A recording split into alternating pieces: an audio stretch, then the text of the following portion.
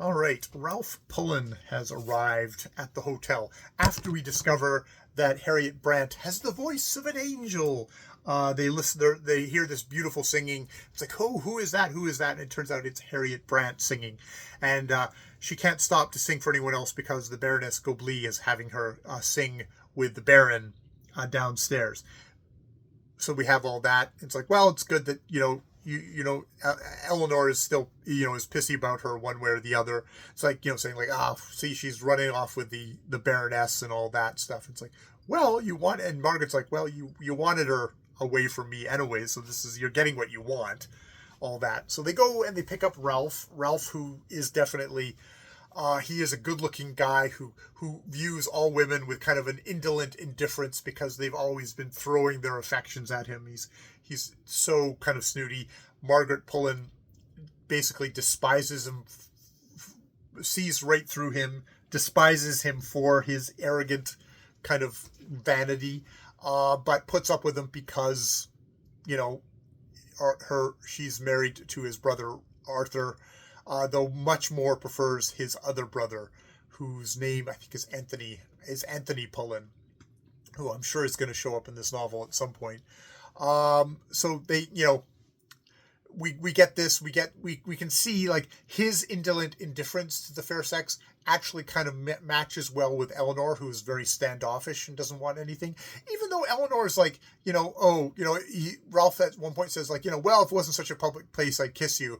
And you can see Eleanor's kind of like, I wish the place wasn't as public and you could kiss me. So there's a push-pull there. And maybe more pulling towards Rlph, who, as a dude, has a lot more options than Eleanor, who, while aristocratic and super snobby, you get the sense doesn't have the money behind her that might allow her to kind of just tell him to fuck off and go with someone else. But yeah, they're kind of their indifference. They're from different things. Him from vanity, her from snobbishness and kind of like holding herself up, kind of a shield, just being kind of just cold fish, is they match well together.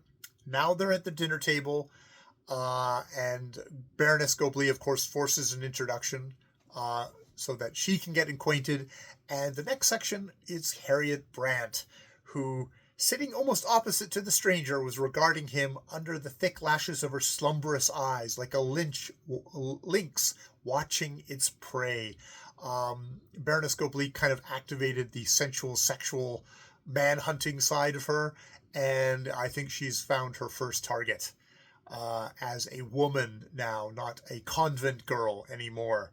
And you see how they she is somebody who's got this as the vampire of the thing. You can see that it's like, oh, okay, this is not going to end well for anybody here.